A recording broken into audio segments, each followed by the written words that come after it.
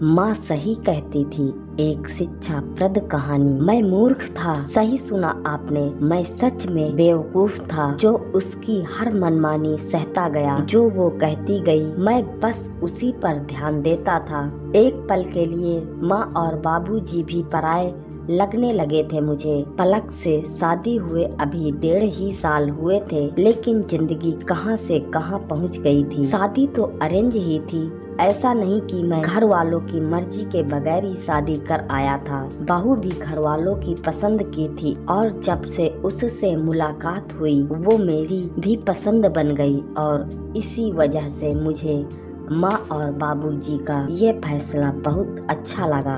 उनकी जान पहचान में किसी अच्छे घराने की लड़की थी, खूबसूरत भी बहुत थी और मैं भी थोड़ा अच्छा दिखता था। शादी हुई, मेरी जिंदगी के सबसे हसीन पल कैद होने लगे थे किसी कैमरे में और मेरे जीवन के कोरे कागज पर मेरे नाम के आगे पलक का नाम जुड़ने लगा। सागर संग पलक। शादी के बाद जितने दिन बीतते गए न जाने क्यों पलक के लिए मेरे दिल में प्यार हद से बढ़ने लगा था और भरोसा भी, और उसी भरोसे का वो फायदा उठाती गई और मैं समझ नहीं पाया। माँ ने ऐसा कहा करती तो हो तुम काम इतना, और तुम्हारी तबीयत ठीक नहीं थी तो बता देती माँ को। जरूरी था क्या जबरदस्ती काम पर लगे रहना? मैंने पलक की परेशानी को समझते हुए कहा, बताया तो था लेकिन उनके लिए ये सब नॉर्मल है। कहते हैं कि उनके जमाने में तो 7वें महीने में भी जंगल जाकर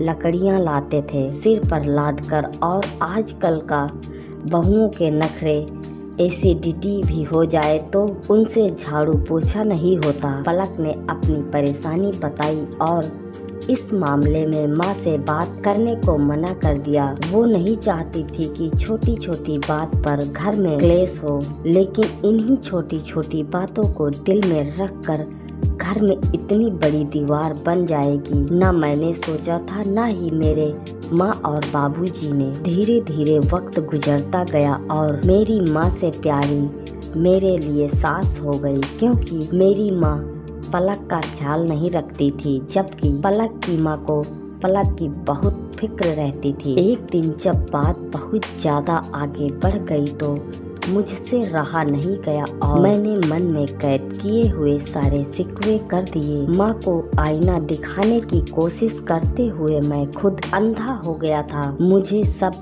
पता है माँ, एक बहू कभी बेटी बन ही नहीं सकती। तुमने कभी पलक को ज्योति की तरह देखा होता तो कभी ऐसा नहीं करती। एक तो उसकी तबीयत वैसे ही कुछ दिनों से ठीक नहीं है, ऊपर से आपकी बातें सुन सुन के वो और बीमार हो जाएगी।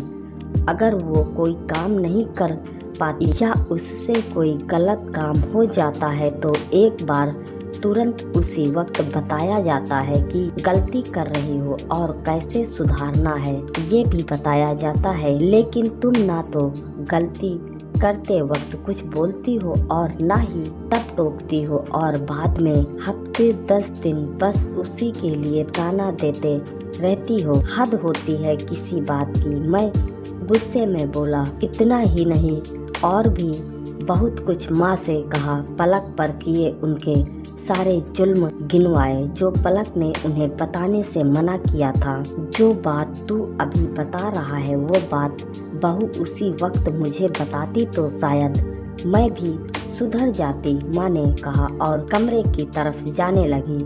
मैं माँ को टोकते हुए बोला, तुम कभी नहीं सुधरोगी। मैंने पहले भी कहा था, अब भी कह रहा हूँ, अगर ऐसा ही रहा तो मैं कोई बड़ा फैसला ले लूँगा। अगर पलक ने जो तुझे बताया है सब सच है तो आज ही ले ले वो फैसला, लेकिन एक बार फिर बहू से पूछ ले, क्योंकि आधी से ज्यादा बातें तो मुझे याद भी नहीं है कि मैंने उसे कही थी। अब या तो मैं भूल गई हूँ या तेरी बीवी ने कुछ ज्यादा ही कान भरे हैं तेरे। माँ को भी गुस्सा आता ही था और उनके बोलने का तरीका भी ऐसा था कि वो कुछ प्यार से भी बोले तो ऐसा लगता जैसे गुस्से में बोल रही हो। यही हल्के फुल्के झगड़े में हमारा चूल्हा अलग कर दिया। एक घर में 4 कमरे थे। बाबूजी की मेहनत का रंग दीवारों पर पोता गया था, लेकिन अब ये 2 घर बन चुके थे। 2 कमरे हमारे, 2 कमरे माँ बाबूजी के। हम एक कमरे में रहकर एक कमरे को किचन बना लिए। 2 से 3 हफ्ते ही गुजरे थे कि मेरी हालत खराब हो चुकी थी। ऑफिस में तो खराब होती थी, लेकिन अब घर में भी बहुत सारे टेंशन मुझे घेरने लगे थे। शाम को आते आते सब्जी लेते आना, आटा, तेल और मसाले भी खत्म हैं। पलक ने कहा तो मैं भी चिढ़ते हुए बोला, मैं कब लाऊंगा ये सब? ऑफिस में थक जाता हूँ, घर कब पहुँचेंगे? तुम कहती हो मार्केट ठहर ठहर के आऊँ। ये सब तो माँ करती थी ना, मुझे करना नहीं आता। पलक ने कहा, प्याज काटने में तुम्हें आंसू आते हैं, मसाले डालने का अनुभव तुम्हें नहीं है। एक रोटी ही पकाती हो, वो भी एक तरफ जली एक तरफ कच्ची। आता क्या है तुम्हें? 1 हफ्ते से देख रहा हूँ, कोई भी काम बोलता हूँ तो कह देती हो वो तो मम्मी करती थी, मुझे आता नहीं। सब काम अगर मम्मी करती थी तो तुम क्या करती थी? मैं आज ऑफिस में सीनियर से डांट खाकर आया था और घर आकर सारा गुस्सा पलक पर निकालने लगा।